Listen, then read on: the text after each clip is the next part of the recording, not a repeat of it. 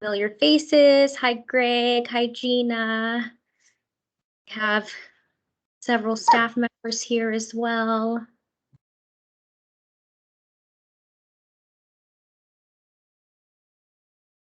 And let's just give it a couple more minutes. And we will get started.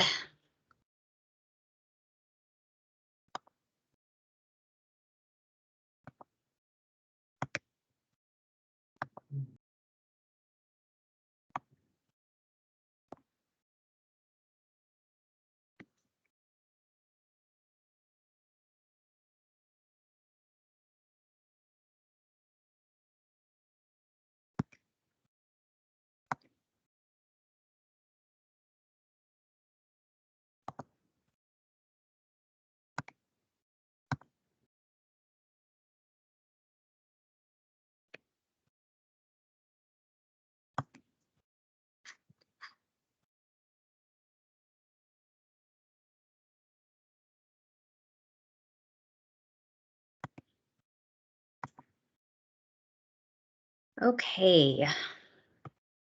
So it is now 2 after 10 a.m. Thank you everyone who has joined, and as folks continue to join, we will go ahead and get started. I would like to welcome you to the first webinar of the new year. We are very excited to be continuing our webinar series this year. And as always, the purpose of the webinar series is to provide an opportunity to everyone on this call to engage with local and regional experts on best practices, advocacy tools, and resources available to prevent and end homelessness in Riverside County. And today we have 3 distinguished speakers who will be presenting on the LGBTQIA+. We have Jacob, who is CEO and founder of QueerWorks, Mr. Gabriel Maldonado, who is CEO and founder of True Evolution, and Renee, who is a trans navigator with Transgender Health and Wellness Center. So we will be going through each of their presentations, and at the end, we have allotted some time for some questions and answer period. So if you would just hold any questions you might have for that time frame, we will do our best to answer everyone's questions, and any questions that we aren't able to answer or any information that we aren't able to provide, we will send a follow-up to all of our participants today. So let's go ahead and get started. Melanie, can you please go on to the next slide? So our first speaker will be Jacob. He is, as I mentioned, CEO and founder of QueerWorks, and he will be giving us an overview of LGBTQIA+, meeting challenges, and a call to action. And it is my pleasure to introduce him. Jacob, go ahead and jump in. Sure, awesome. Hello, everybody. If we can go to the first slide, Melanie, thank you very much.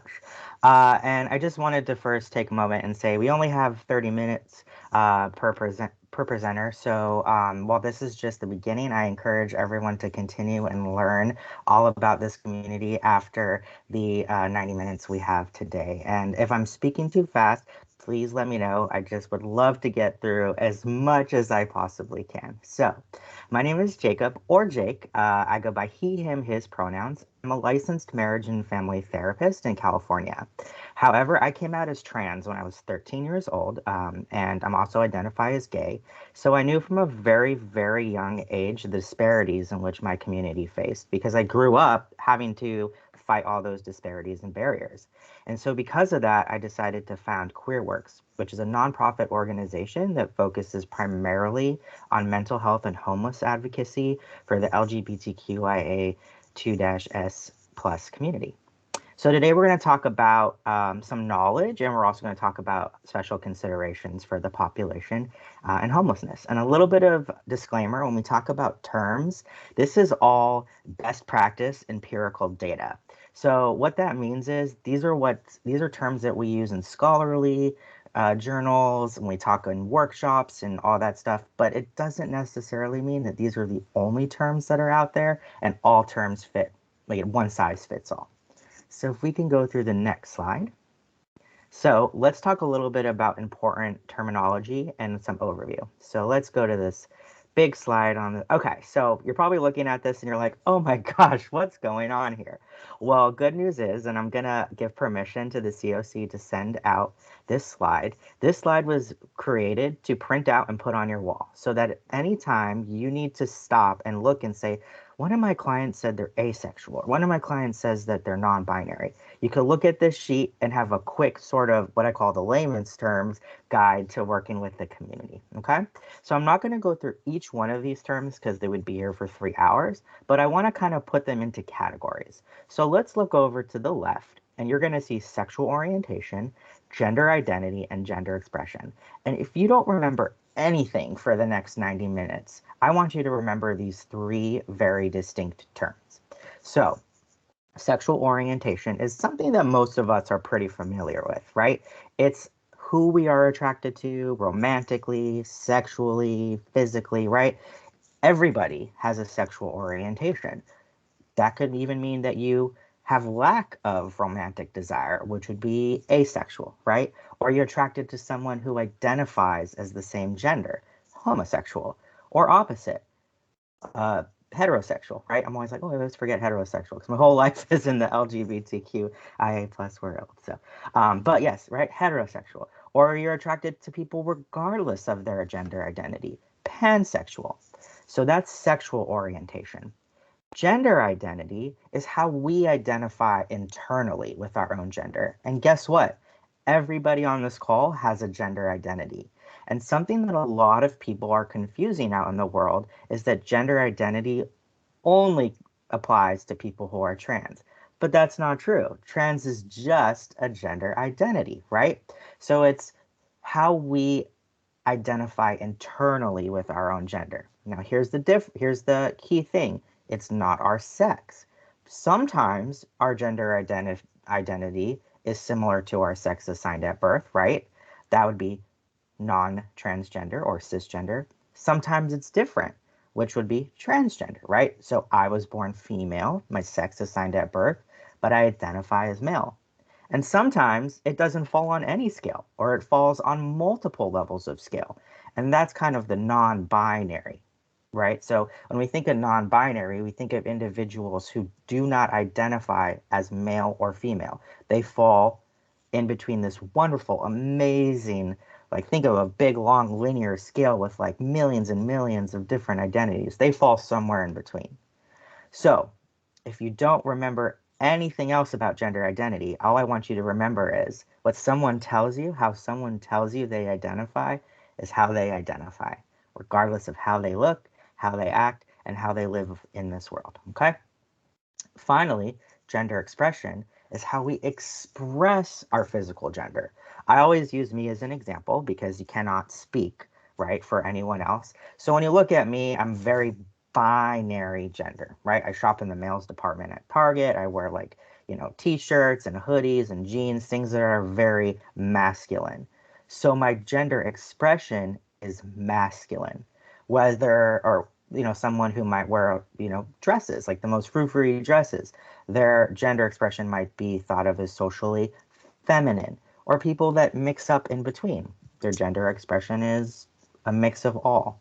So everyone has a gender expression. Doesn't matter who you are, trans, non-trans, heteronormative, sexual, hetero, homosexual, doesn't matter. So those are the three things I want you to remember. And now you're probably thinking, oh my gosh, these are three things I have to remember. How am I going to remember this? Well, I came up with this metaphor, and sometimes people are like, Jake, it's such a silly metaphor. But I like to use it because it's silly and it helps us remember it. So I call it the bed-aphor, B-E-D-aphor, like a metaphor. So the metaphor is this. Sexual orientation is who you go to bed with, right? You can go to bed with multiple people. You could go to bed with nobody. You can go to bed with people of the same gender identity. Doesn't matter.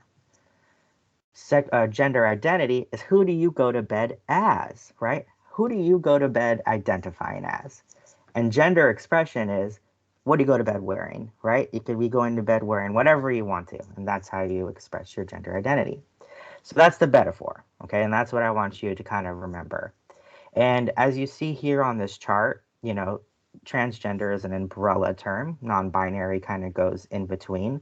You're not necessarily non-binary if you're transgender. So that's really important. Like I'm very binary in the way I present. Um, so and if we had like hours, we would go deep into the gender, and I'd love to at some point. And if you have any questions, please email me. And then cisgender is people who are born and identify with the sex they are born as, right? So that's someone who's not transgender or non-binary. So those are a little bit of brief terms. And if you have any questions, I would say parking lot them like in the chat, and we can follow up with those later. But those are some terms that will help us understand more about what we're talking about today. So if we could go on the next slide. Awesome. So pronouns and names. This is really important, especially because a lot of us work with clients face to face, or even work with individuals within our own company or within our own job that might have different pronouns and names than what they were born with. So people kind of have heard the term preferred pronouns. I kind of want to get away from that. Preferred means we prefer you treat us with respect and dignity. No, we have the right to be treated with respect and dignity. So I want us to start saying, what are your pronouns and names, not what are your preferred pronouns and names. There are three major pronouns in the world. However, there's over 400 different pronouns that we can use to identify ourselves. But for the purposes of learning, they are she, hers, he, him, and they, them. So you just, you ask, you never assume. And you do this, you ask by modeling your own behavior. So, hi, I'm Jake. I use he, him, his pronouns. What about you? Chosen names. I'm trying to find a better word for this, but this is the name that kind of the community uses. Chosen names are the names in which trans and non-binary individuals use that are different from their legal names. And I think that it's really important to say that, like, cisgender people use chosen names all the time, right? Like, if your name is Jonathan and you go by John, that's your chosen name, right? Your name assigned at birth wasn't John. So think about that. If we can call people by their chosen nicknames, we can call people by their chosen affirmed names. And then misgendering is when you use incorrect pronouns to address someone. Excuse me, I have hiccups. When you use incorrect pronouns to address somebody, right? So you go, oh, he, she, right? That's misgendering. Here's a pro tip, or here's a little anecdote from a trans person. I misgender people. It happens, right? Nobody is like the gender, representation pro. So it's not a what's the right word? Mistakes happen. So all you do is apologize. You say, I'm so sorry. I'll do my best to do better next time and move on. Don't spend time trying to get forgiveness from the person, because that just makes it more about you than the individual who you misgendered. Okay, next slide. Privilege and oppression. So I just want to highlight on these three things. And like I said, I'm going to let the slide deck get sent out so you can read at your own leisure. But stress, right? The LGBTQIA plus community has a lot of intersectionality, which I hope that we could do a presentation on in depth at another time. But with these intersections, right, race, social class, religion, comes stress. And so for every level of stress adds more symptoms of post-traumatic stress disorder.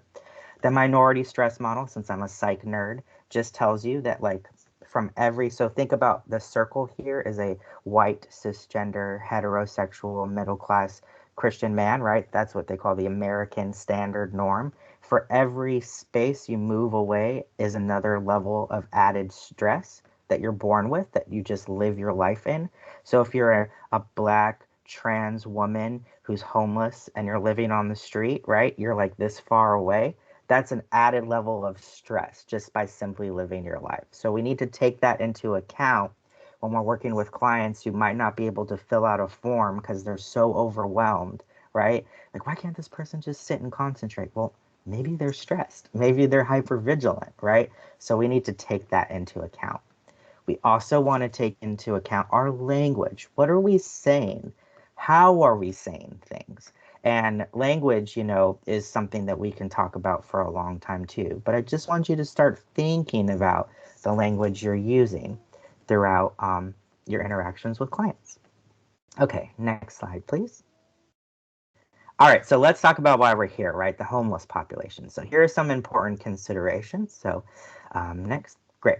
So here are some numbers. These are just from Southern California, and this is from the Williams Institute, which is out of UCLA, and they do primarily LGBTQIA focused studies. So if you're a data or a study nerd, please check them out. So 40% of the homeless youth in Southern California that have been served by agencies such as ourselves identify as LGBTQIA+. That's a huge number. That's almost half, right?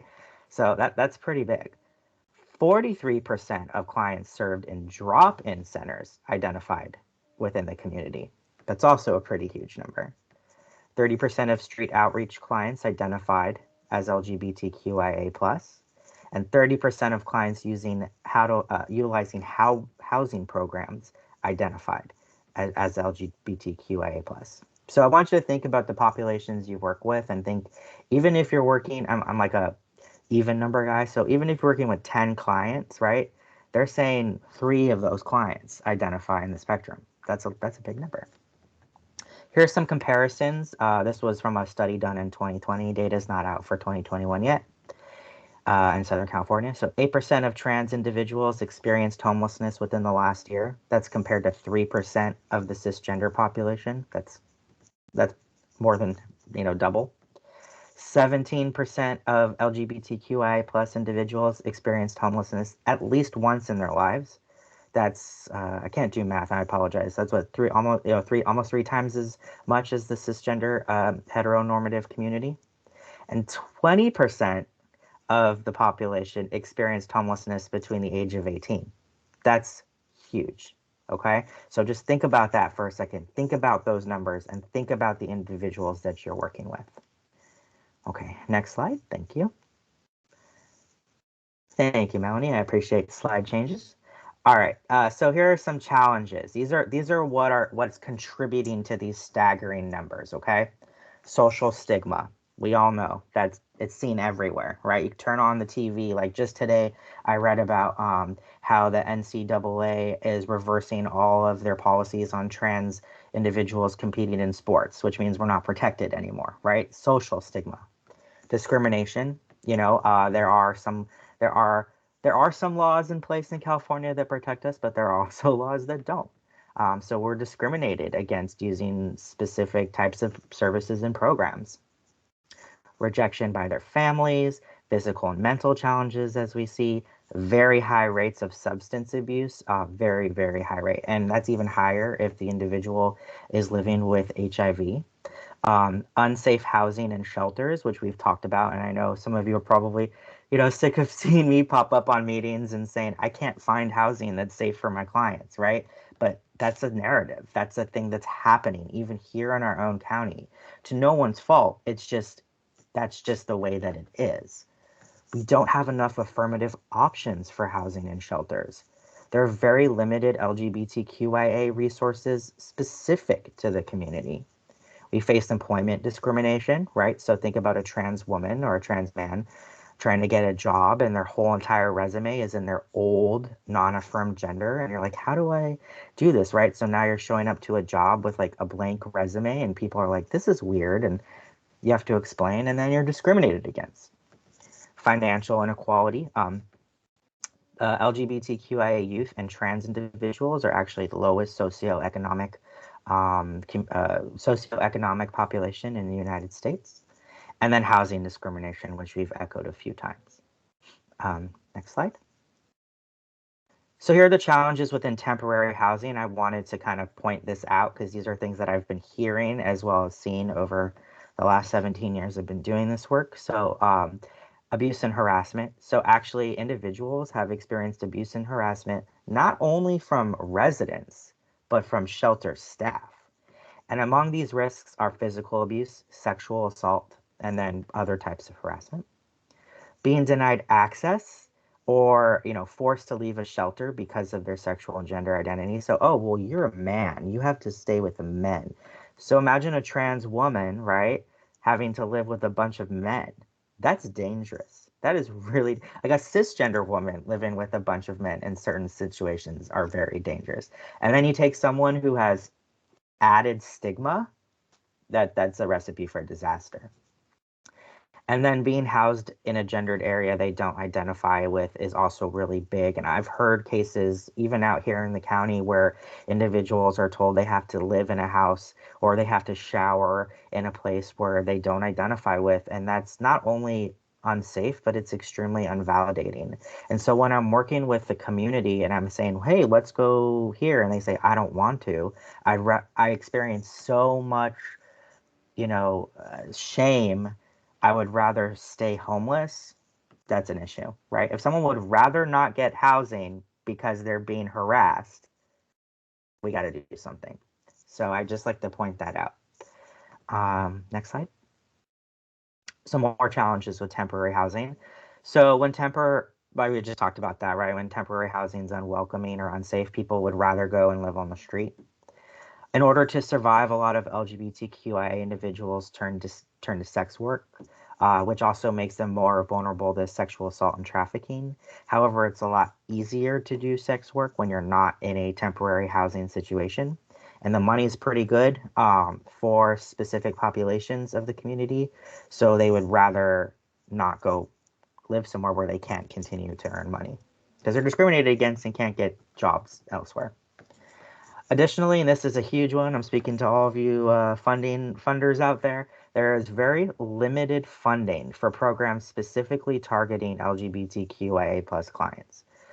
They might include like, we don't discriminate against race, or oh hey, we're looking about sexual identity, gender orientation, but there hardly is anything out there specifically for the community. And I know, like, from experience from applying to like various things, we're actually sometimes excluded because it'll say like for this population. You're like, well, LGBTQA individuals don't necessarily have family structure units, or they don't necessarily have, this experience, lived experience. So just take a look at funding, wording, and opportunities. Next slide. Oh, good. I'm making good timing. Awesome. Special considerations. Youth. We talked about that. So youth are more likely to become or remain homeless due to discrimination. Widespread discrimination in federally funded institutions is a huge factor to rapidly growing rates of homelessness within youth. When I talk about federally funded institutions, schools can count, right? Universities can count. So, like, imagine for a lot of individuals leaving home for the first time, going to university is a chance of freedom, right? But when you're LGBTQIA and you're going somewhere and you're not protected and you're now living on campus and you're being discriminated against, chances of dropping out and living on the streets are really, really high, especially if you don't have a safe home to return to at the end. So that's a huge one. And then finally, of course, youth experience disproportionately higher numbers of physical and sexual assault because they're youth, right? And especially considering their heterosexual and cisgender counterparts. Next slide. Special considerations, trans and non-binary. And so this one I've see a lot because that's the population I work with out on the street. So 1 in 3 individuals who identify as trans or non-binary experience homelessness at least some point in their lives. So if there's 3 of us on this call that are trans or non-binary, at least one of us has been homeless in this group. That's the statistic, and that's pretty staggering. Many trans and non-binary individuals have difficulty in accessing standards of healthcare, so they have issues with discrimination. There's a higher rate of discrimination by housing providers and landlords than their cisgender and LGB counterparts. And I know theoretically we cannot discriminate based on the gender identity or sexual orientation, but believe me, and I know some of you know, there are loopholes to everything. So you can have a landlord that says, well, I can't unless they have 5 months of proven employment history, knowing there's no way that this person has 5 months of proven employment history unless they get to discriminate on that. But it's really because they don't want a trans person. Higher reported rates of living with HIV, and then higher reported rates of engaging in sex work, because as I mentioned, there are some categories of the LGBTQIA plus community that make higher amounts of money in sex work, and the trans population is one of them. Next slide. Almost finished, everyone. Okay, so what can we do, right? We talk about all these issues. I can talk for hours about the issues, but what's the point if we don't sit here and talk about actions that we can take? I'm a big believer in actions, okay? So, one, let's prioritize life giving assistance over personal belief. Just leave your bias at the door. You could be as whatever phobic in the world that you want to be, but when you make, and this is me preaching, I'm speaking for me, I statements, I believe that when you make the commitment to go out and help vulnerable populations, you got to leave your biases at the door. Your goal here is to help individuals live a better life, right? Because you could be potentially helping the next person that cures cancer or makes an awesome electric car discovery or the president of the United States. But if you don't make the effort to help that person, we would never know. Create a welcoming environment through wordsmithing your intake process, forms, and promoting confidentially around gender identity and sexual orientation. So I'll tell you, off the bat, when I'm VI spidating my trans clients, they're like, I don't want to do this anymore halfway through because the words are so triggering for them. And so that's an issue. If I can't even get you into the system, how am I going to be able to help you? So if you need help, looking at your intakes or forms, reach out to me because I love to do that stuff. And sometimes it's really, really simple as changing a checkbox question to select your gender to what is your gender identity and having it as an open-ended question, right? So super easy to do and sometimes the most effective thing you can do. Make sure individuals are housed within the gender they identify with and promote safety amongst peers. So I know we're all doing staff training, we're all here, right? We're learning. But have we ever thought about doing peer training? Have we ever thought about doing training or making mandatory, making posters on the wall at the housing complexes about inclusion of all types, race, sexual orientation, gender identity? What are we doing to have our peers protect our peers? Also mandate education for all staff levels on LGBTQIA considerations. It's a huge population that we kind of forget to train. Our maintenance and housing staff, our individuals who are doing cleaning and are kind of in the background, but they actually interact quite often with their clients. So if they walk by and they're Freudian slip, I guess. They're muttering slurs under their breath. That's a problem. So all staffing levels need to go through LGBTQIA training. And then I think the last slide. Okay, so here's also stuff. We need to utilize the HUD access guides. How many of you know that there's an equal access agency assessment tool on the HUD website? I didn't know until recently. There's also an equal access training for transgender individuals to help create supportive and inclusive housing shelters. Who knew that? I didn't know until recently either. So guess what? You go on the HUD site, you do a little Google, right? Google it up. There it is. That's so easy to just read and implement housing standards. And then finally, when I've mentioned this, and this is also, a selfish thing because I would love to see more funding for the community, but we really need to increase access to funding for programs specific to the population. This means changes around language and NOFOs and also increased eligibility for funding programs. So if that means, for example, a funding program is you have to have been in existence for 5 years, well, guess what? A lot of LGBTQ plus grassroots organizations don't make it past 1 to 2 to 3 years.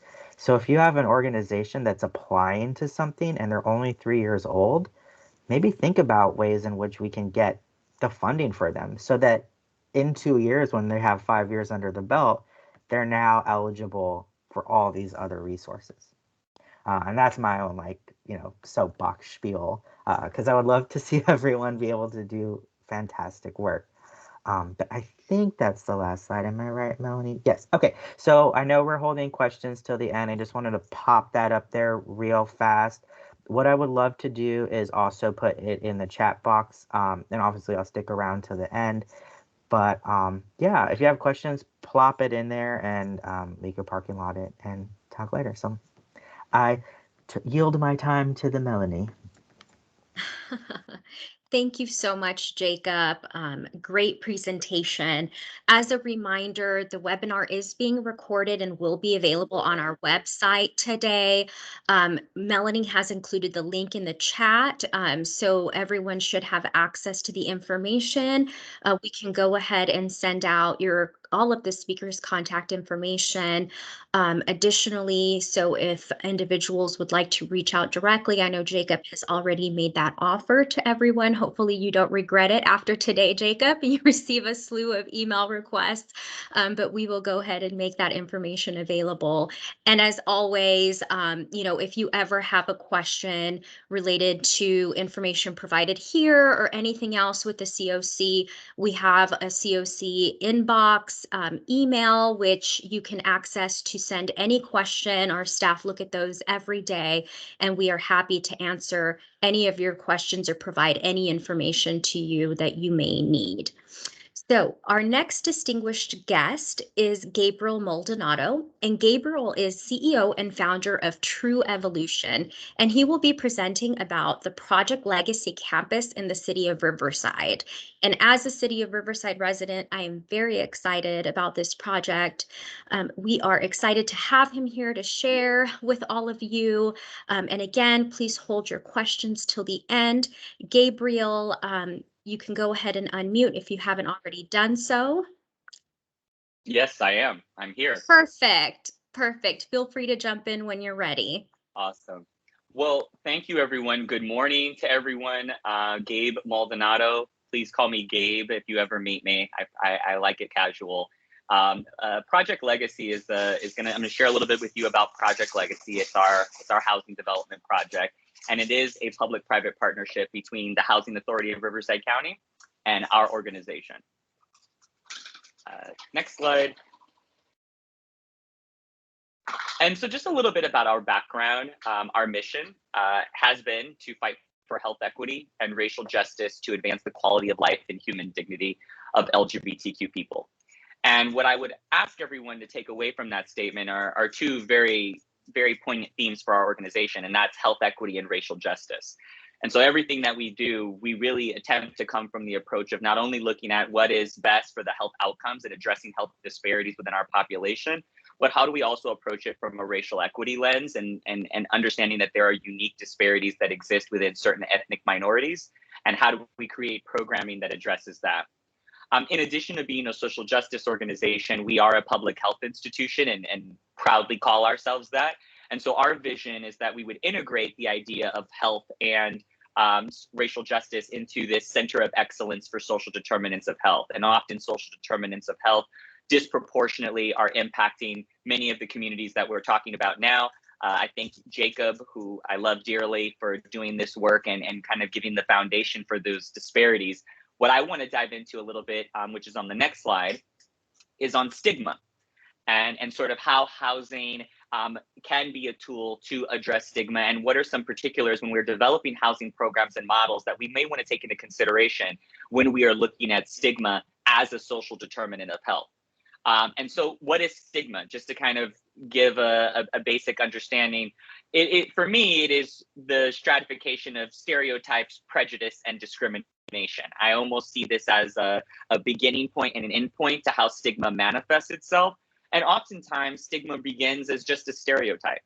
You know, these are often just attitudes that are generally assumed about people. As someone who's a member of the Latino community, I can say that Latinos, we love to stereotype ourselves. We enjoy at the dinner table joking with one another about our culture. And sometimes stereotypes can be very harmless. It can be things that you impose upon your own culture. It may be things that you tease about a culture that you are friends with or a friend that is in another culture. And it usually can start off harmless.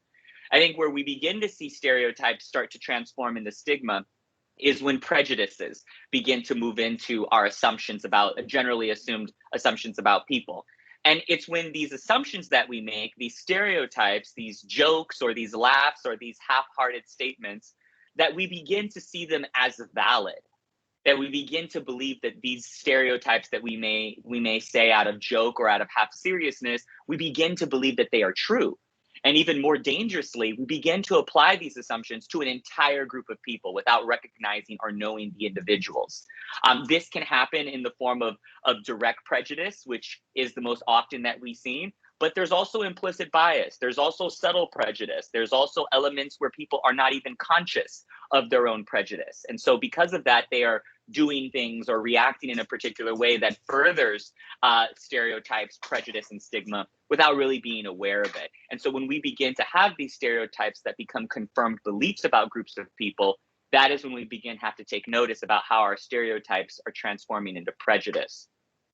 I think when you place prejudice and leadership and power into the same person, so if an individual who may have both overt or subtle or implicit bias around a particular group of people, and then you enable and equip them with power, say they are the director of the housing program, say they are the head of the housing authority, say that they are the head of the public health system, say that they are your case manager, say that they're your peer navigator or your linkage coordinator.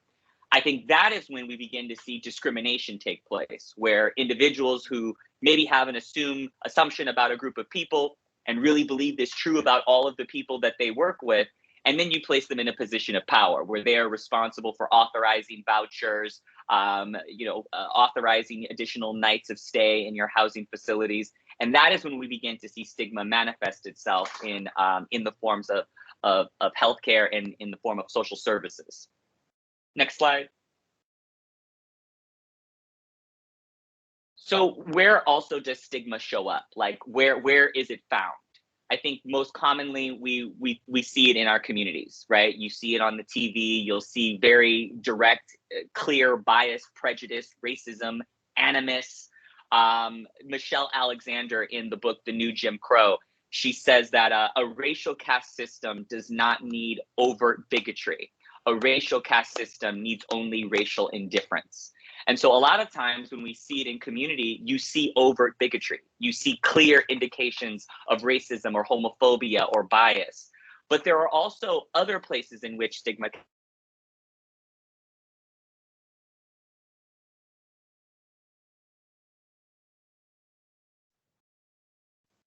A swastika. They're not always going to look like a swastika or people using derogatory language as clear evidence of discrimination and bias. But sometimes it can show up in our personal spaces in the most subtle of ways. I think in this conversation, we are having we're recognizing the role that stigma and disparities play in institutions, things like healthcare facilities, which many of us run healthcare or housing programs, but clinics, schools, universities. Jacob talked earlier about the discriminatory experiences of individuals in schools and universities. Schools and universities also have health systems. Now many of them have housing programs. So whatever bias or prejudice or animus you may have experienced in just your school setting has now extended itself into accessing health services or social services or housing services on your campus. And then this is where I personally spend the most of my time looking at stigma, and that is really the internalized stigma. That is when so much of the world has happened onto my community and my population that you begin to believe the things that people in the world say about you. You begin to believe that you are all of those things that people discriminate against. And that's when it becomes internalized. And Dr. Julie Gerberdine, former CDC director and now chief patient officer at Merck & Co., she has an amazing keynote speech where she talks about fatalism. Fatalism, where an individual has internalized so much guilt, so much sexual shaming, so much depression, so much trauma, that it becomes so believed that you believe that this is how your world will always be. You not only believe this about yourself, but you begin to believe that this is the state of the world you live in. And that is really important to note, because when we're trying to get clients to summon self-efficacy, to build self-esteem, to enter into the world, to go and get a job, to try and do these things that for all of us requires courage.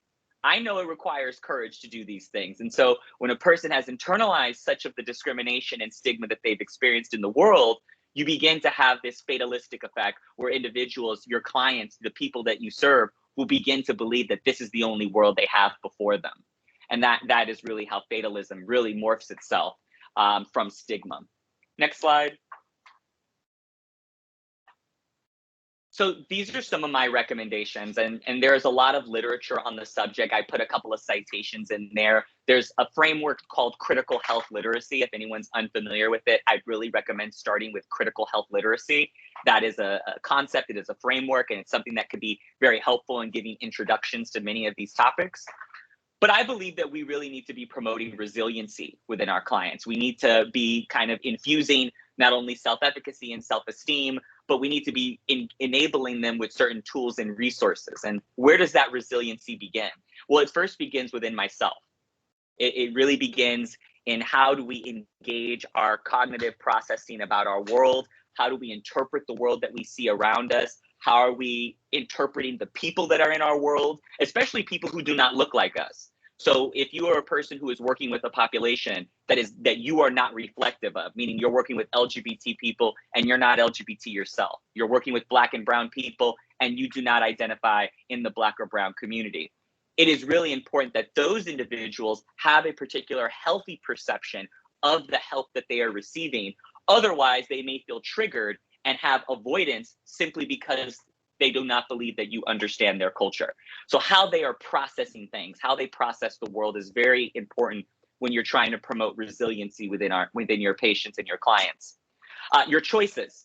Oftentimes, clients who end up making wrong choices, like they do meth while they're in the housing facility. They ended up inviting over people for a sex party inside of your transitional housing facility, or they may engage in certain behaviors that they are not proud of. When an individual can begin to make choices that they can stand behind as pride, as proud, as something that they did that was good, as something that they did that was self-serving, that healed them, that helped them, or that they did something good for others, that they helped someone else. I think those choices, when they begin to see the pattern of healthy choices, it really helps promote resiliency with an individual to continue making those healthy and correct choices for themselves and for others. Your circle. Enlisting social support is key. If your clients are not engaged with other people who come from their lived experience, then you are already disabling them from a very important tool of resiliency. They need to be around other people who come from their lived experience. But I think more importantly, to my perspective, is that you need them to be around people that can show them what they can become. Not just echo chambering the trauma that they are experiencing amongst one another, which is important in creating your circle. But you have to go beyond that, and you have to be able to show your clients a perspective outside of the everyday world that they see around them. So that may mean putting up posters of James Baldwin right here on my wall. That may mean putting up posters on Audre Lorde. It may be filling your bookshelves with queer literature. It may be telling stories about Bayard Rustin or Simon Nkola or Willie Ninja. People who I'm sure some of you may not know these names, but these are all people who are historical, powerful figures that are in the LGBT community. And you need to introduce your clients to these figures. They need to know that there is perspective beyond themselves. And I just have a couple more slides that we're going to just power through. I just wanted to show you some of the slides of Project Legacy. Go ahead and just click through a couple of them so the folks can see. Let's go to the next slide. So this is where it's located. This is where the campus is located on University in Brockton. It's going to be about 5 different individual parcels with 5 different residential structures and 1 commercial structure, which will be where all of our health services are located. Next slide. Next slide. So this is an image of what we hope the campus will look like. Here are some more images. Next slide.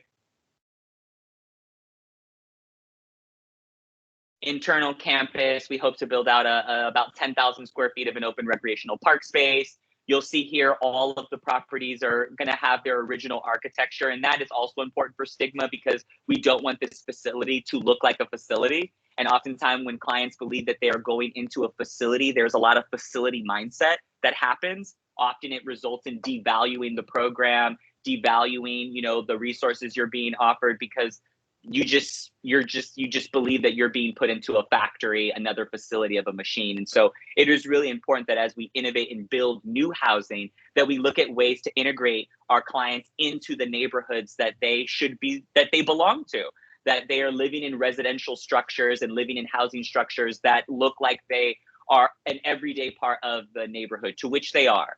They just may be having a different housing experience. So that's really important for us in building housing, at least. Next slide. Next slide, more of the campus. We're building a fitness center, hopefully, God willing. All jokes. This is the community center, some slides on the community center. Go ahead and skip to the next one. Yep, next one. Next one. This is the kitchen sample, a bedroom sample, a living room sample. These are all renderings of furniture that's already been purchased and things that are already being produced. Hopefully by the end of this year, we'll be able to give folks a tour of this facility.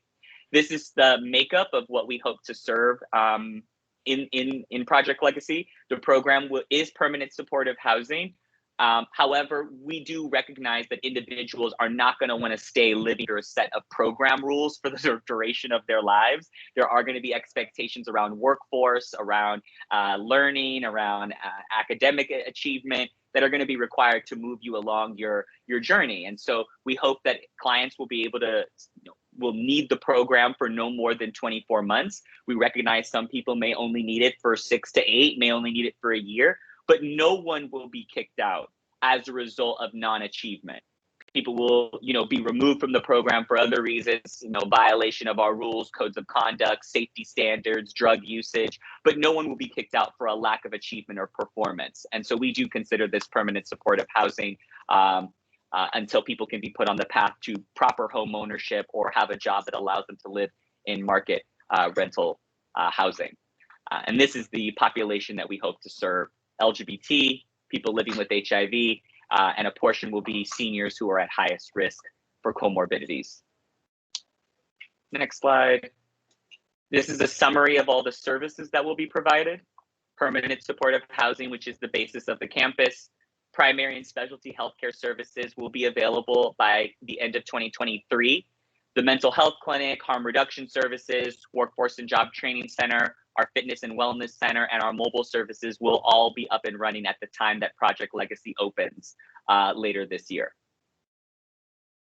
And then I just have some additional slides on the particular services that are going to be offered within each of the components. The health center, we really are going to focus on sexual health services. We'll have more than that, but sexual health is our bailiwick. So that is going to be our driving health service that we provide to our community.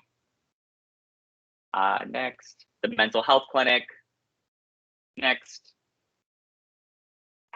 our workforce and job training program, which is going to have a whole myriad of components involving e-learning and technology that's currently being produced right now. It'll also be available at the time that the project launches.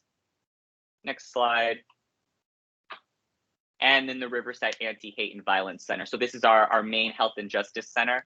And we hope to create spaces for other nonprofit organizations to use our facility at no or limited cost. So for community workshops, lectures and symposiums, town halls, planning spaces, and certainly for our grassroots nonprofit organizations, certainly the ones that are doing HIV and LGBT work, they will be able to have a physical space to call home that we really want to enable other grassroots organizations to grow and take life doing the work and serving the population that we serve. So that is our hope for what the commercial aspect of the facility will also be.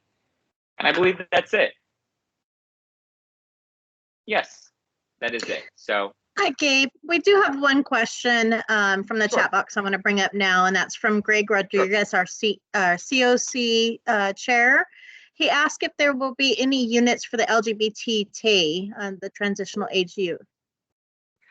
Yeah, actually, the majority for the 80% LGBTQ, the majority that we are trying to fill with is the Tay-aged youth. We are trying. I'll be honest with you. A lot of Tay-aged youth are very difficult to keep under program constraints. They really want to be free. And so there is challenges with program adherence, but that is what our goal is. Our targeted goal is at least the 18 to 25. So we don't do under 18, but the 18 to 25 is one of our priority outreach populations. Wonderful, Gabe. Thank you very much. Great information. Again, so impressed with this project. It looks beautiful. In addition to all of the great services that are going to be provided, just aesthetically looks beautiful. We will now be moving on to our final presentation. So please join me in welcoming Renee. And Renee, I do not want to butcher your last name, so if you want to go ahead and just... Hi, everyone. My last name is pronounced Panzalan. Okay, that was going to be yeah. my guess. So, Renee is a trans navigator with Transgender Health and Wellness Center, and she will be presenting on their organization and services provided to our Riverside County residents. Renee, thank you for being here, and the floor is now yours. Thank you so much for having me. Hi, everyone. Thank you so much for having me. My name is Renee Panzalan. My pronouns are she, her, and I am a trans navigator here at Transgender Health and Wellness Center. This is kind of my initial, I guess, introduction to meeting everyone here in this community. I am new to Palm Springs. I've been here about 2 years. My 2-year anniversary was actually a few days ago. Via Los Angeles and also via from the territory of Guam. I was born in Guam, and California is now my home. A little bit about myself. I started advocacy work about 10 years ago in Los Angeles. I worked with the Transgender Economic Empowerment Project at the LA Gay Center. I also worked with Gender Justice LA and also with the LAPD LGBT plus police academy training. My actual specialty actually is a performer. I currently work at Asia SF as a performer in their cabaret show. And then my day job is working at the Transgender Health and Wellness Center. And here I am, and thank you for having me. I'm super excited. Next slide, please. I'm going to tell you about who we are here at the Transgender Health and Wellness Center. Next slide. Who we are here, the Transgender Health and Wellness Center was formed through the Transgender Community Coalition, which was started by our director here, Tommy Clinton. In 2018, we opened in Cathedral City, and the TCC was absorbed into making the Transgender Health and Wellness Center. And it is one of the largest trans-led nonprofit organizations in Southern California. And our purpose is to provide life-saving resources and social services to TGI people that are in need and are in crisis. We also emphasize to focus on LGBT plus youth, as they are often most at risk. And our work is funded through donations and the medical services provided here, such as hair removal via electrolysis and laser. Next slide. A little bit about what is trans-led. Trans-led is where a business or organization has 65% or more employees that identify as transgender or gender nonconforming and intersex people. About 97% of our resources and equity are put back into the TGI community with trans-led organizations, a community that which are often too overlooked by cisgender-led organizations. I think that is important because the 97% seems like a lot when no one really knows like where that number comes from. But when reality, you know, we put it back into employment, into events, into outreach. And I believe that the Transgender Health and Wellness Center has about 24 identifying trans and non-binary gender non-conforming employees, not including our cisgender employees who are providers, electrologists, nurses. The creation of the Trans-led organization is born of the equity of the transgender community faces when it comes to the allocation of resources and service, meaning there was not a lot of resources. Where back in the day, about 2010, when I was getting into this kind of work, the LA Gay Center started to have gendered affirming care in their clinic. And it was a new thing back then in California. And, you know, we were getting our services from endocrinologists or regular PCPs who really had no trans patients. I mean, from experience, I was my doctor's first trans patient. I felt like I was kind of a guinea pig there.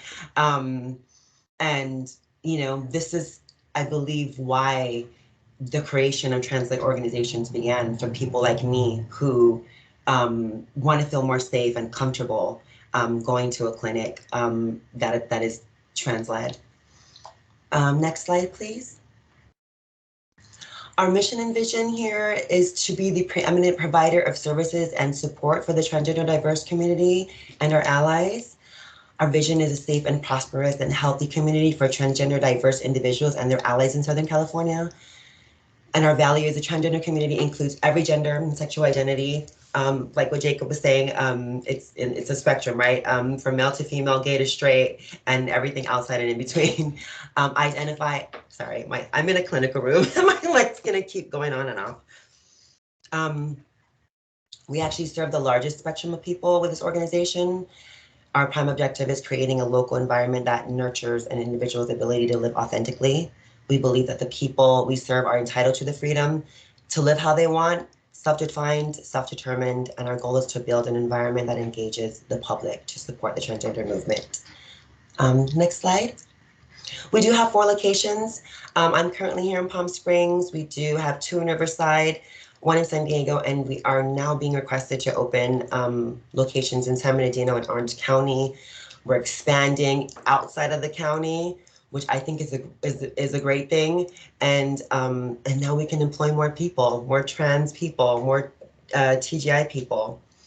Next slide, please. A little bit about our population. I know we were doing some numbers earlier, but the Coachella Valley has about an estimated 21,000 TGI identifying persons. Riverside has about 14,400. And I believe due to the migration of more employment out here and more healthcare, the percentage has been raised up to about 0.8%. And this is in California, the total, I guess, Inland Empire total. Next slide, please. Our clients and patients, during the pandemic, we increased our patients about over 200%, which is crazy to me. In 2020, people accessed our services about 1,341 times. Our services in 2021 were accessed 3,128 times, and we have over 1,100 cases of people who have served since 2018. And currently we have about 512 new patients, and we're increasing more patients in San Diego alone. It's like every day there's like 5 to 10 people calling, trying to sign up for services. And it's increasing day by day by day. In 2020, we had over 678 free mental health appointments. And in 2021, we had over 110 wellness checkups to address the risk of suicide and social determinants of health. Next slide, please. What we do here, next slide. We do events, advocacy, and outreach. I just started working on outreach. Not only do I do the front office responsibilities, I've been tasked to do event and advocacy and outreach. We do monthly dinners with assistance for lower income attendees. This has been really important for us, getting community members together to mingle with each other, to get to know each other. And this also helps our community talk about the resources that we have and that we could help with. I was one of those people who didn't want to attend, and I was like, oh, I don't need to go. But it really is fun. I've gotten to know quite a few people out here in Palm Springs. I'm a lone wolf. I like to be alone. I perform at a show, so I meet people all night long, and I just want to be by myself. But it's been really helpful, for our clients and patients, for me to be more knowledgeable about events and advocacy in the community. I'm also starting to work with our first Trans Pride here at Transgender Health and Wellness Center. We're currently working on a resource festival coming up in March. If anybody wants to help and volunteer or be part of the committee, please let me know. I'll put my email in the chat if anybody wants to reach out. We do advocacy, trans-inclusive public accommodations, prison reform, trans-inclusive workplace places. Next slide, please. Of course, our main source of revenue here is hair removal and laser hair removal and electrolysis. We do offer free mental health and speech therapy. A lot of our patients actually initially come to us for hair removal. And then we do engage, and then we can reach out to them and see what other resources and what other services they want to access. But majority of the time they come here for hair removal. And we don't only just serve TGI people, we do serve cis people who are suffering from hirsutism and body dysmorphia, which usually is covered by insurance.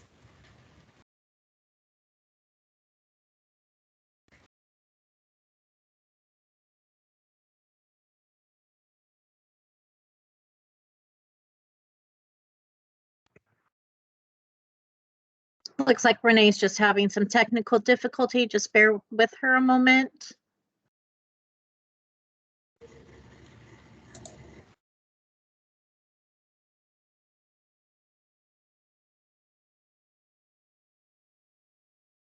Hi, Renee, you're frozen.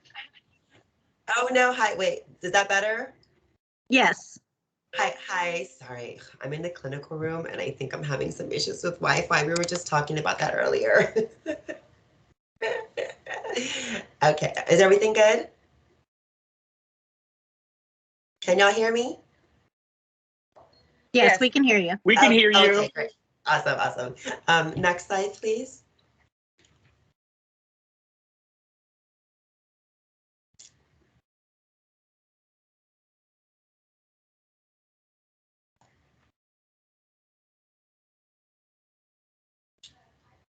Can I get the next slide? I'm sorry. I'm seeing the social services one for me. Is that not the one you're seeing? Oh no, yeah, maybe I'm not. I'm not. Let me get into my Let me get into that. I'm so sorry. Oh no, you're fine. Is everyone else seeing social services slide? Nod heads. Yes. Thank you. Okay, great. Yes.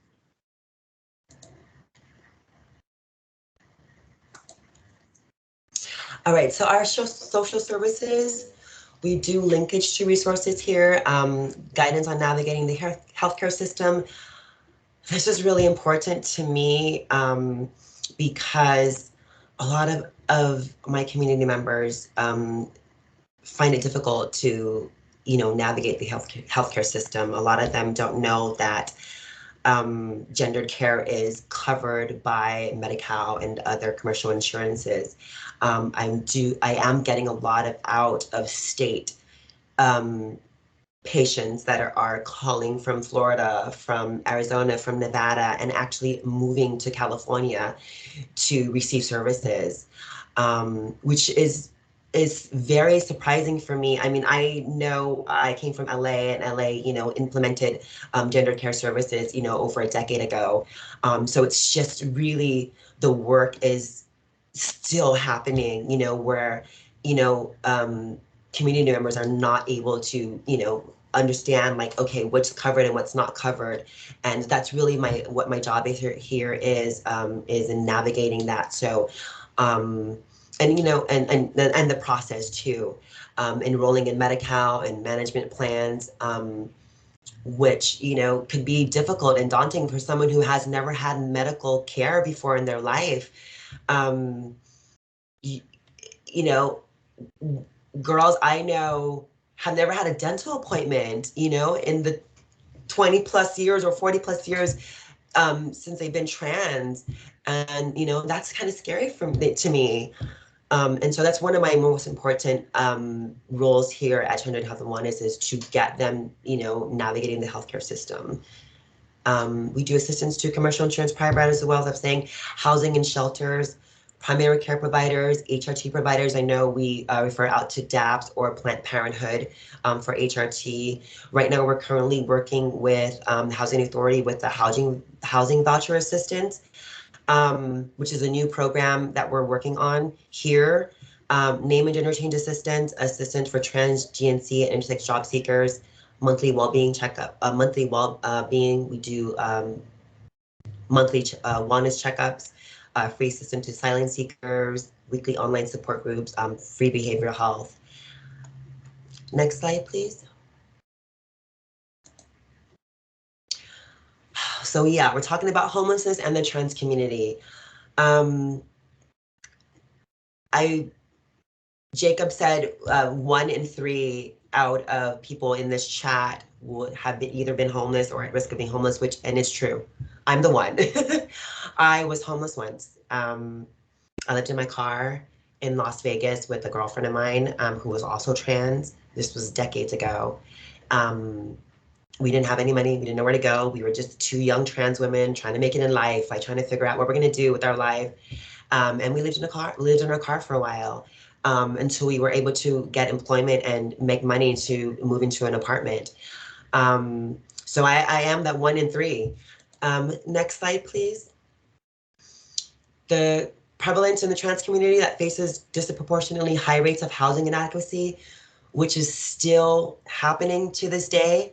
I know the survey is from 2015, but it's found that 30% of transgender respondents in California had been homeless at one point in their lives, which I was just talking about, with 11% having been in the previous year. And now, since the pandemic has started, homelessness is increasing rapidly. On a daily, I get calls from former patients, new patients that are in dire need of housing assistance. And in the nation, 20 to 40% of homeless youth are members of the LGBT plus community. And according to the same survey, 60% of transgender individuals own their homes, or compared to those of 63% of the general population. Next slide.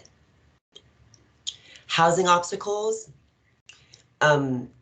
We've heard about it in this meeting, that there's a huge discrimination problem here in the housing market. I fortunately am very fortunate to have a landlord that has been very open to communicating with me about I was at the risk of being homeless at one point during the pandemic. I was employed briefly right before the pandemic. And was not able to get unemployment until almost a year later. So I wasn't paying rent for a while, and I really depended on resources like Lift to Rise, rent relief, unemployment, and unemployment is still rising in this community.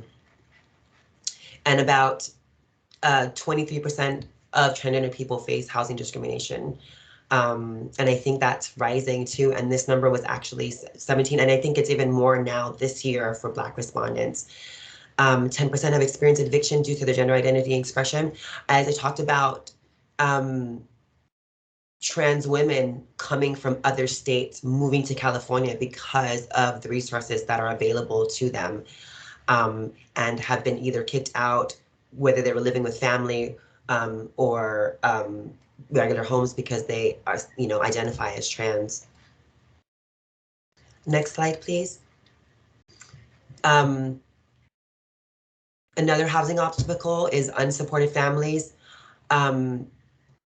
This can leave trans people to face a choice between living authentically and having a roof over their head. When I was younger, it's the short story.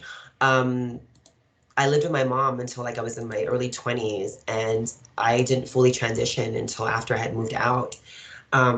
She's very conservative, and she didn't want me living in her home if I was identifying as a woman. So I have very personal experience with housing obstacles. Next slide, please. Here at the Transgender Health and Wellness Center, we do monitor housing needs in our community with comprehensive initial intake process. That's my specialty here, doing the intake process. Usually either we get new patients by being referred to by insurance, by former patients, current patients. We do offer support groups, social gatherings, as well as I mentioned, the monthly wellness checkups, event outreach, coordination with in-house behavioral health, medical provider and client engagement, and staff engagement. We really now that I'm focusing more on the outreach, we really try to engage our patients and trying to assess all their needs. And we do keep track here of our patients on a patient tracking list, whether they're trying to access electrolysis and if they are also trying to access housing. Next slide, please. So like I was talking about the intake process earlier, when I do get a call or when I do have someone come in that is in need of services, currently we are working with an emergency housing voucher currently,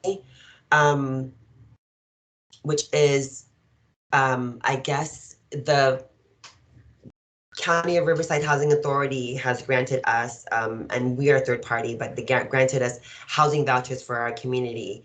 And I don't know if I'm going to explain the process. I think I still have some time.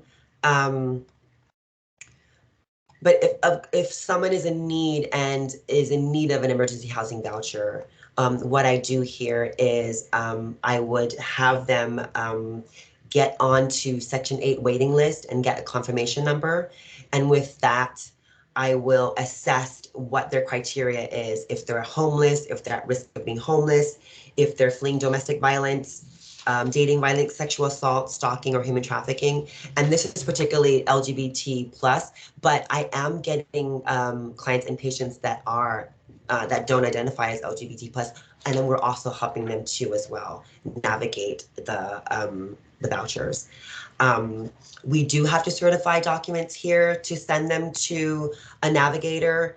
And all we require is the certified document. You know, we do ask them the criteria if they fit into the criteria of being of the housing voucher, and then we would send it in to our navigator that we're working with Home Connect. And if someone is in dire need, we do accommodate access to donations such as food, clothing, furniture, gas cards. And we do, you know, try to get them to our events if they are really in need. When we do these monthly events, if someone's not able to afford, you know, to have dinner, we do help them with that too as well. Next slide.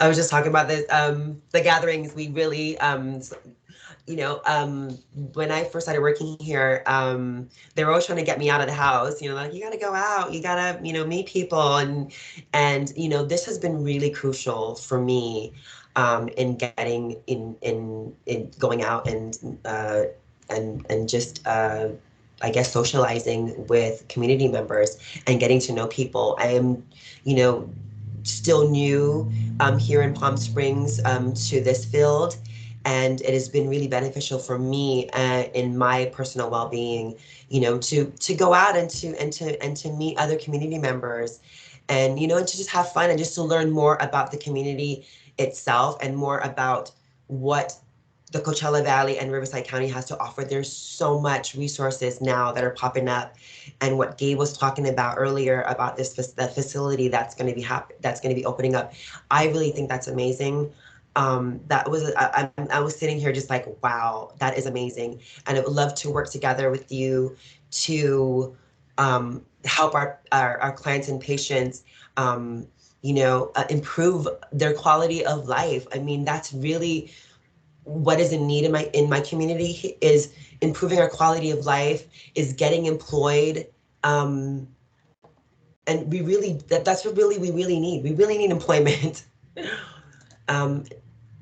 Next slide. Talking about the monthly wellness checkups, we do offer that here at the Trended Health and Wellness Center. We do have a caseworker here who does the monthly wellness checkups. If any patient needs to be set up for one of these, I would do the intake, of course, and have our caseworker here, Neil Contra, work with them to access the service. Next slide. Reducing homelessness with a holistic approach. The homeless and transgender communities are faced with myriad issues We feel that addressing homelessness amongst the trans community requires a holistic support strategy. For example, transgender people who are suffering from gender dysphoria and social anxiety due to their gendered appearance often struggle to find work and thus housing. This could also, by providing the hair removal and giving them access to hormone replacement therapy, we can address that attention to dysphoria. And for myself, I know what it's like. Gabe was talking about the internalized like fatalism. A lot of my patients face this. I really want to learn more about this with you if possible. But a lot of them face this. They face this issue, and helping them with the hair removal, with their appearance really helps them feel more confident in themselves so they can go out and get employment. This is really important, I think, in the trans female community. We do have a tendency to be very fatalistic when it comes to our health, because of the barriers that we faced, you know, choosing to live authentically. Also, by offering our free mental health, like I said earlier, we can help them cope with the psychological burdens that dysphoria brings, as well as other attendant traumas. Helping them reach a place of improved mental health and well-being can help them reach a place where they can enter the workforce. Like I was just, you know, I'm just repeating myself, but this is really important, I believe.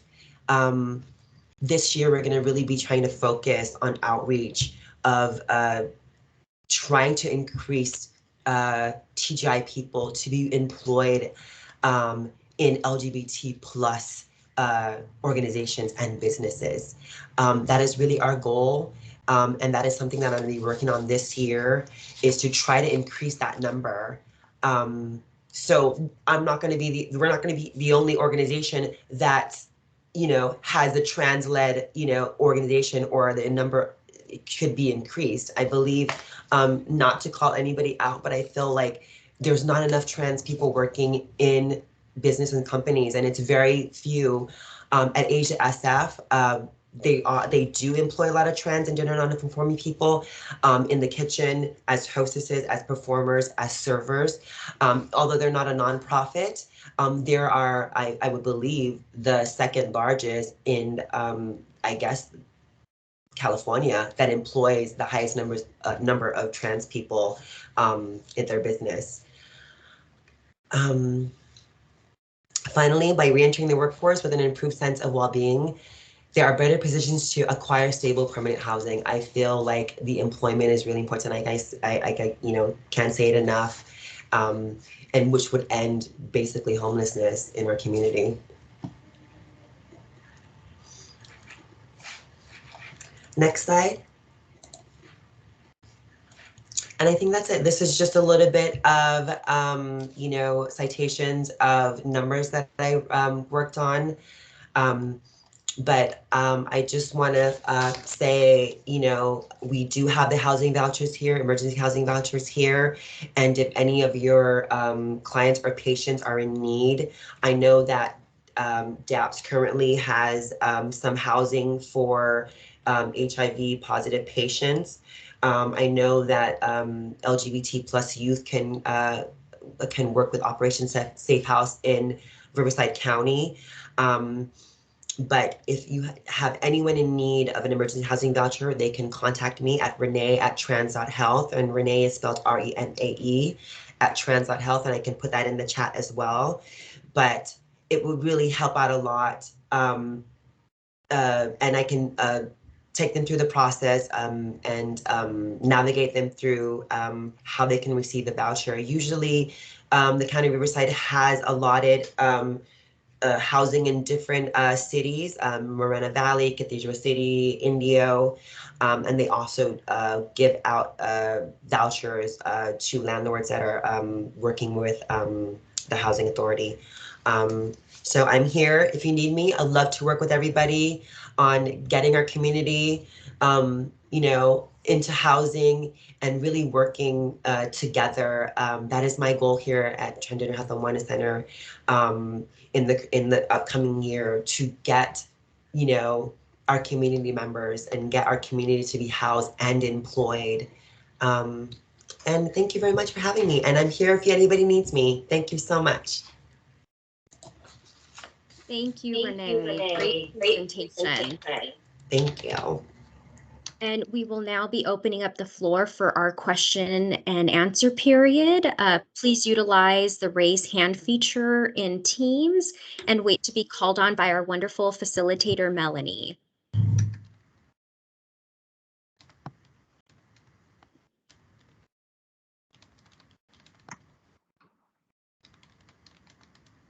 And I don't see any hands up yet or in the chat box. Anyone have any questions of our presenters? I see a lot of kudos to all of our presenters in the chat box. So great job to all three of you. Wonderful organizations, and it was amazing information for all of us. Jacob. Hi, I realized in the whole presentation, I forgot to mention what we actually do as an organization.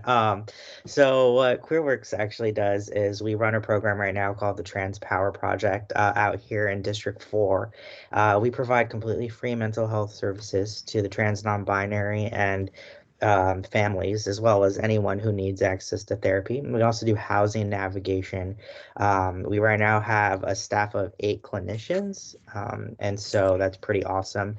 We also do referrals to other sorts of services. So we can drive you to appointments for healthcare. We can drive you to, like get HIV testing, all that really cool stuff. So that's what we're doing. And our next major aim and goal is to get some mobile showers out there so that trans and non-binary individuals who, like I said, choose to live on the street instead of go to unsafe housing, have a place to shower and do some laundry. So I just realized, I was like, oh my gosh, I forgot to mention. So thank you. And it was an honor to present with these other 2 organizations.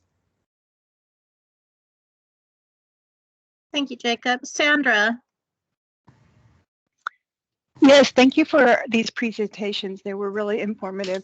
I do have a question. If a person identifies with HIV but doesn't identify as a part of the LGBTQ, I can't remember it all, sorry, community, would they qualify for some of your guys' programs? I think it depends on which agency you're talking to. For True Evolution, we do not have a requirement for those that are living with HIV to receive our housing vouchers. They can be from, we have heterosexual clients, we have trans clients, we have queer clients. So for our housing voucher, they just need to be people living with HIV. For Project Legacy, that is going to be open to everyone. I will tell you that the waiting list has already filled up for that. So don't get too excited because we're already at a waiting list for Project Legacy. I don't know about Renee and Jacob though. Thank you. Hi, yes, we do accept allies and anyone who is in need. You don't have to be LGBT to receive services from us. I do currently have a cis male patient who identifies as heterosexual and who is in need of housing. And of course, we didn't deny him services because he's not LGBT, and we are also helping him. And this is also a great way to spread awareness. When you can help a community that's not LGBT plus, they tell their friends. They become more aware and more accepting, and we get to help. That's basically what we're here to do. We're here to help our community that doesn't have to be LGBT. And they do have HIV. I would refer them to DAPS, and DAPS will get them into housing. They don't have to be LGBT too as well. We refer out everyone having to HIV, anyone who is living with HIV to DAP, regardless of gender identity or sexual orientation. It's beyond our scope to work with any medical necessity, but housing navigation and mental health, we don't discriminate. So as long as we have a place, we have open space, we'll get you someone right away. And for those not familiar what DAP is, it's the Desert AIDS Project out in Palm Springs. And I have one more question. I just wanted to ask, what is the IA on the end of the acronym? It could be intersex, and A could be also for allies. For what I know, it's we say LGBT to shorten it, but it's LGBTQIA and then the plus for anybody that's wants. Yeah. And sometimes the same letter, I've heard people use it for multiple communities. So in the early days, I say early days because I'm old now for some of the queer people. Q was used for questioning. I remember that. Renee, if you old, Jacob, we old too. So Q was for questioning once upon a time, and now Q is usually reserved for queer. I is usually reserved for intersex, and then A is usually reserved for asexual or allies. I've heard A used for allies, and I've heard A used for asexual. And there are asexual people who do not have any form of sexual activity and have no desires or urges of any kind to engage in sexual activity with others other than themselves. So they engage in self-pleasure, and that's it. And that's the totality of their sexual experience. And those individuals are called asexual. And then the newest term, because I work a lot with the youths, is LGBTQIA2-S, and 2-S stands for Two-Spirit, but that's only associated with Native American indigenous populations. So, for example, I cannot identify as Two-Spirit, but that's a whole other conversation. That's like Trans 105. So, yeah. All right, thank you guys. We have one more question from Gina that will fit in before we end our webinar. The term came up, intersect. I don't understand the term. What does that represent? If I may jump in, just because that's my whole jam. Go ahead.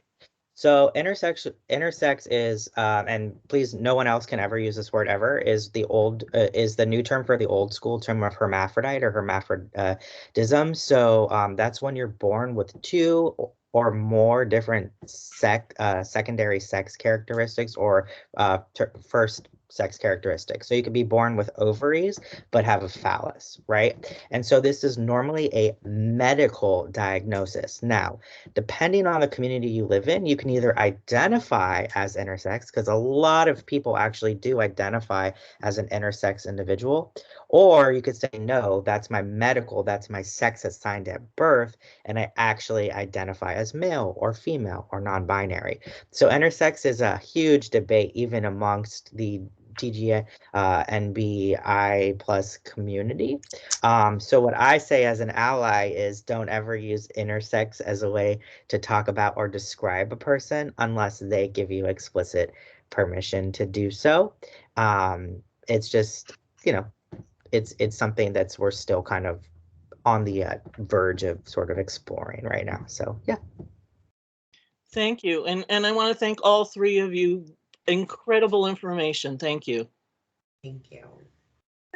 And you're welcome. I want to thank all of our presenters and thank you everyone for joining us today. Just a reminder, this webinar along with the presentation will be posted on our website for the COC learning opportunities within the next short bit. It does take a little bit to download it, especially working from home right now in Wi-Fi.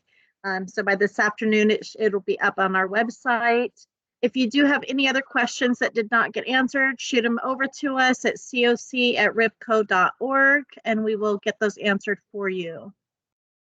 Again, thank you all, everyone. Our next webinar is on February 16th and will be on chronic conditions. Thank you so much. Thank you. Have a good Really afternoon. appreciate everything. Thank you so much.